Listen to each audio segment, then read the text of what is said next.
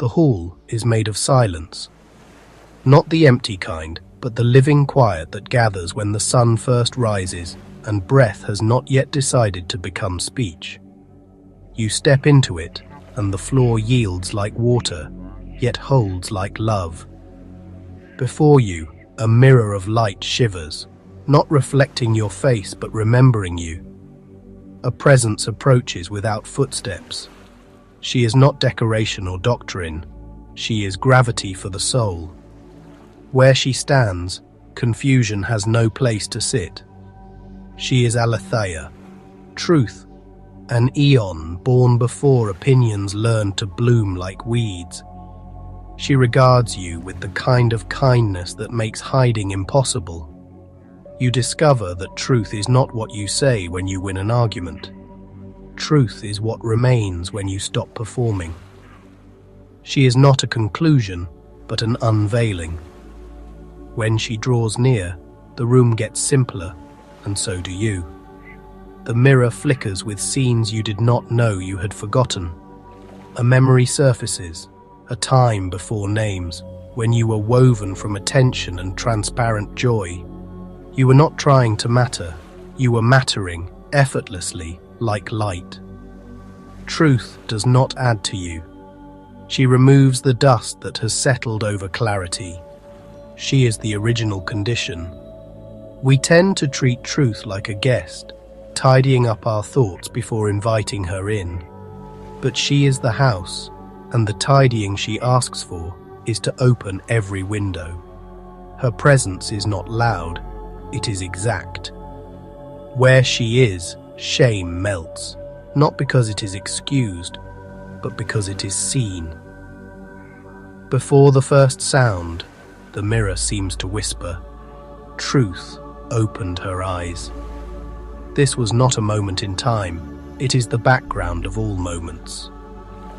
You have measured your life by events, she measures by essence.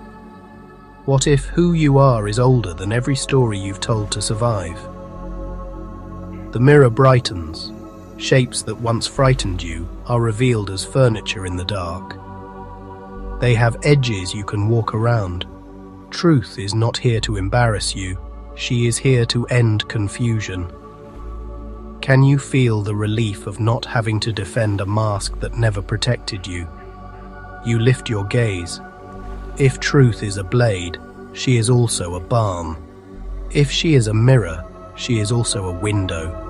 She shows what is, and she gently opens what could be. The hall breathes with you, and for the first time in a long time, you do not brace for judgment. You rest for recognition. Another figure emerges from the light, as calm as a mountain. His presence organizes the room the way music organizes sound. This is nous, mind, not the restless thinker, but the seeing that precedes thought. Where he stands, patterns uncoil, and meaning steps out from hiding. Nous and Aletheia are not two authorities competing, they are one current, two movements. Nous perceives, Aletheia reveals. Together they end the long winter of guessing. The corridor of your life, once crowded with masks, begins to air out. Your breathing slows. Your jaw unclenches the way a fist unlearns its fear. Nous gestures toward the mirror, and you watch layers of identity drift like smoke. Roles fall. Accolades crumble to dust. Regrets evaporate under a sun you did not know was still rising. What remains looks quiet and steady. It looks like someone you trust. It looks like you. Truth does not correct you through humiliation. She clarifies you through recognition. She does not shout over your defenses. She removes the need for defense. When the need to be right softens, the capacity to be real expands. This is not a downgrade in strength. It is the end of strain. Mind becomes merciful when it remembers truth, Nous says, though not with words.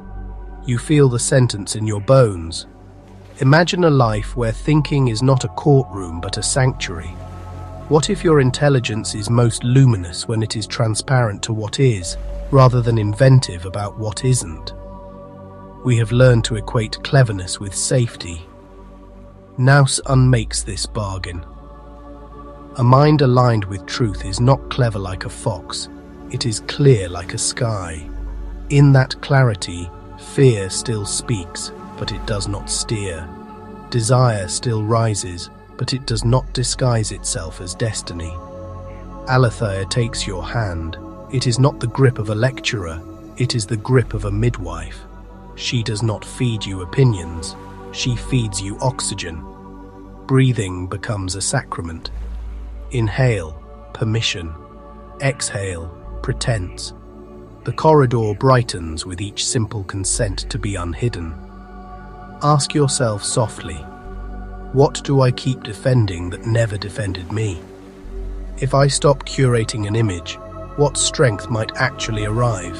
The kind that requires no applause to stand.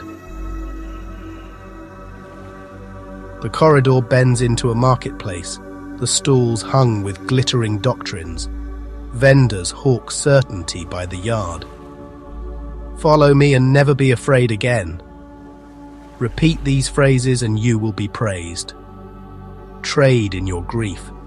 We pay top value for tears. The sheen is intoxicating. A wind passes through the bazaar, a breath from a place without slogans, and half the lights wink out. The remaining signs flicker, grasping for attention. The archons smile like salesmen. They do not offer truth. They offer relief from the responsibility of it. Their merchandise looks like light, but runs on batteries. Counterfeit light depends on witnesses. It must be seen to seem. It is noisy, hurried, allergic to silence. It will trade anything for speed, nuance, compassion, the inconvenient facts that don't trend well. But truth is not in a hurry. She does not need a platform to be radiant. She is radiant sitting quietly in a kitchen washing a cup. You hold up a trinket from one stall, a sentence shaped like a promise. In Aletheia's presence, its metal turns warm and then soft. It droops like wax. The counterfeit cannot hold form in reality's weather. What if the doctrines we cling to are just clever lids on unlived pain? We often mistake numbness for peace. The archons encourage this, offering anesthesia and calling it enlightenment. Truth does not dull you, she awakens you. She asks you to feel, because only what is felt can be integrated, and only what is integrated can be freed. A child wanders by, laughing at the stalls. Children know the difference between a toy sword and a real one, not because they are jaded, but because they still trust their hands. Place beliefs in your hands. Do they cut like cruelty or carve like craft? Do they open space or make cages? The wind returns, stronger. Many signs fall. The vendors gather their wares and vanish into shadows that don't know their own names. In the quiet that follows, your shoulders drop. Not every glow is guidance. Not every shout is authority. Silence, unafraid, begins to teach. You turn to Aletheia. She nods toward a narrow, unmarked path where the ground looks ordinary and the light is steady. The real is rarely theatrical, her gaze seems to say, but it will never betray you. The narrow path opens into a field of first light, the kind of light that does not arrive from anywhere because it was here before anywhere had a direction. Aletheia raises her hand, and a seal of brightness appears over your heart, not imposed, but invited, like a sigh you didn't know you were holding. You hear your name and you do not hear it with ears. It shivers through your ribs. It is not the word your parents chose, though you honor them, but the syllable the source forms when it thinks of you. Recognition floods your body. Every cell turns toward home the way flowers turn towards sun. We have spent years forcing identities to fit like shoes a size too small. We have sold our gait to gain approval. Truth returns your foot to your own footprint. The earth knows you. The air, too. Your name in truth cannot be leveraged, merchandised, or weaponized. It cannot become branding. It is simply the posture of your being when it is unafraid. In this field, no one is trying to be unique. Uniqueness is not a performance. It is an inevitability when essence is allowed. You do not have to argue for your place in the choir when your voice agrees with its source. Harmony needs no hype. Aletheia whispers, not as sound but as seeing. Say your name into the silence, and then let the silence say it back. You do. What returns is older, it is rounder, it carries no edge of defense. It is so exact that you grieve all the years you spent auditioning for acceptance you already had. Grief is not an enemy here. It is a river that runs through the field and waters what will grow. The seal on your heart warms, not like neon, but like bread. Your life begins to smell like home. Who would you be if you were no longer trying to be? You breathe the question into the field, and the field answers with a breeze that knows your face.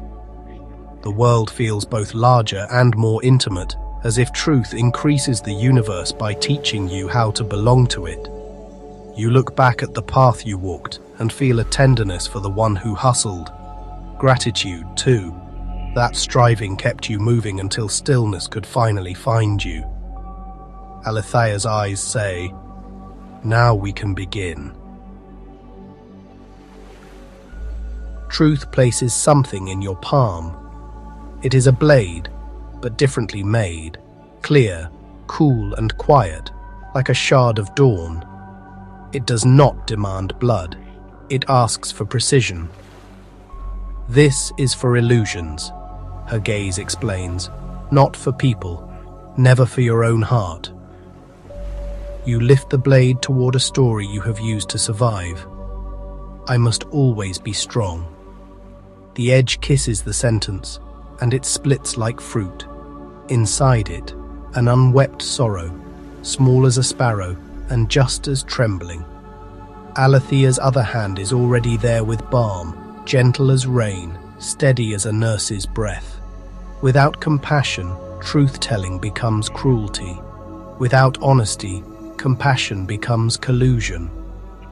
Aletheia refuses both distortions. She undoes the lie, and then stays for the repair. In this rhythm, you learn that wounds are not identities, but invitations, to care for what is true beneath what was used. You do not need to swing this blade wildly.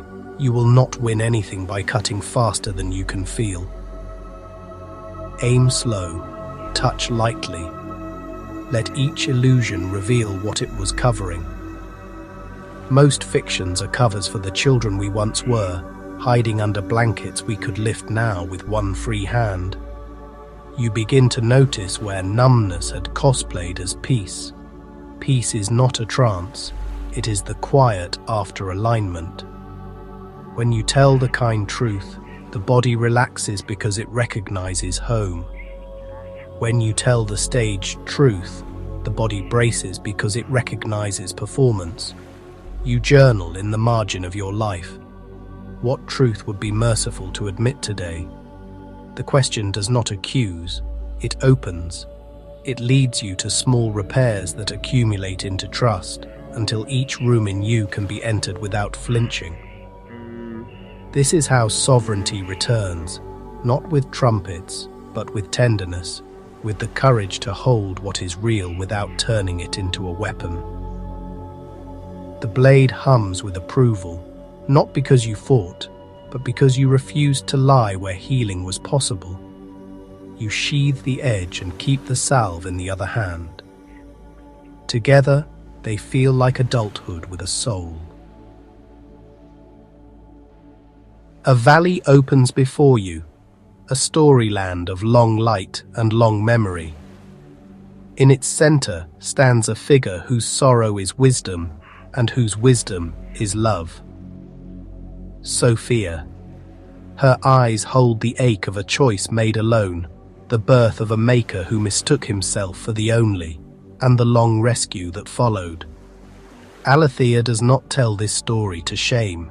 She tells it to orient. Error, in her presence, is not identity, it is curriculum. Even divine longing can wander when it forgets its partner. Even brilliance can break when it tries to shine without its source.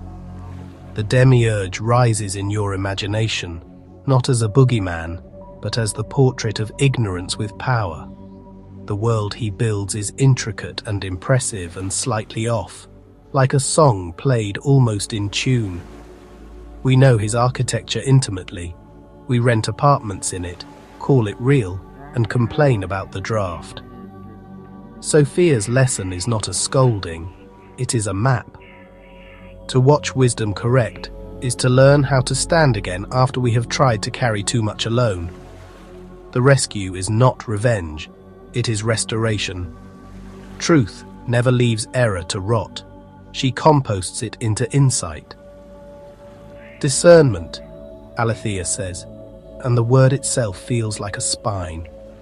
Love without structure dissolves into sentiment. Structure without love calcifies into tyranny. Discernment is love with structure, a gaze that affirms essence and confronts distortion, then stays for the repair. You look back at your own life and recognize small demiurges you once enthroned, jobs you let name you, relationships you asked to save you, narratives that kept you safe by keeping you a stranger to yourself. The recognition is not self-hate, it is clarity. A simple right arises. Name one pattern you inherited. Bless the ancestor who survived with it. Lay it down. This is not betrayal, it is gratitude graduating. Truth returns the family to its first blessing by refusing to perpetuate its oldest wound.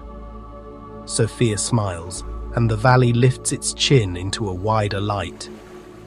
You feel the difference between blame and responsibility, the way a bird feels the difference between a storm and the sky after it. Night falls, not with fear, but with stars. Before you, the path splits into 7 shining lanes, each radiant with signs and slogans. Aletheia stands beside you, teacher soft and surgeon precise. Not every glow is guidance, her presence says. Let us test. The first test is coherence. Hold the guidance in your body. Does it harmonize mind, heart and limb, or does it tear you into teams that argue at 3 a.m? Truth ties you together. The counterfeit divides you into a committee that never adjourns. The second test is fruit. Not immediate gratification, but the harvest of weeks, humility, clarity, courage, care. Does this voice make you kinder and more honest, or louder and more defensive? Truth produces steadiness. The counterfeit produces spectacle. The third test is freedom. After sitting with this light, do compulsions loosen? Does fear lose its veto? Truth reduces your need to control the outcome because it increases your trust in reality. The counterfeit tightens you like a fist and calls it resolve. The fourth test is silence. Can this instruction stand unadvertised? Can it survive beyond the feed, intact when nobody claps? Truth does not wilt without an audience. The counterfeit requires constant performance to keep from collapsing into itself. You try the lanes in your imagination, placing each invitation under these lights. Most dim. One remains, less flashy than the rest, but it keeps shining after the tests are over. It feels like the sort of guidance that will still be true in 10 years. Aletheia nods, and your confidence grows, not the arrogance of certainty, but the quiet trust of alignment. You learn to carry a lamp instead of chasing lightning. You learn to ask not, is it exciting, but is it faithful to what is real? You step onto the lane that stayed bright, and your feet recognize it the way hands recognize work they were made to do. The lane descends toward a pool clear enough to remember clouds. At its edge, 5 simple invocations hover like breath on a mirror. They are not superstition. They are a sequence, a choreography of consent. Breath, remembrance, renunciation, thanksgiving, vow. You step into the water. Breath first, 5 slow tides from belly to heart, from heart to throat, from throat to crown, and back again. The world within and without begins to agree. The current does not erase you, it renders you legible. Remembrance next, not as nostalgia, but as orientation. I am from the light and for the light. The words do not grant you superiority, they return you to responsibility. You are not here to win, you are here to witness. Renunciation, what you lay down, not because it is dramatic, but because it is dishonest. You release the bargains that bought you safety by selling you silence. You do this without bitterness. The seals do not need enemies. They need honesty. Thanksgiving, the shape of a soul that recognizes gifts even in the hard weather. Gratitude is not denial of pain. It is refusal to let pain name the whole world. In the pool, gratitude tastes like minerals your blood had been missing. Vow, the gentle ferocity of alignment. You promise what you intend to keep, to tell the kind truth, to repair quickly, to live in such a way that those who meet you feel less afraid. The water hears and brightens. Aletheia traces a sign across your brow, lips, heart, hands and feet. Each place warms and widens. Sealing is not elitism, it is consent to live uncovered, transparent to source. To be sealed is to be remembered by the light in the places you are most tempted to forget. You rise from the pool, not armed, but awake. The world you return to will still be complex, but complexity is less frightening when your insides agree. The scene shifts. Fluorescent kitchen light, dishes, an inbox that mistakes urgency for love. A conversation you have delayed because your mouth knows what your courage has not yet made room for. This is the temple where revelation becomes responsibility. Aletheia does not hover above the ordinary, she saturates it. Truth becomes a way of arranging your day. Speech first. Say only what you're willing to live. When words and life agree, your tone softens because your throat no longer drags a cart of contradictions. Boundaries next. Compassion without enablement.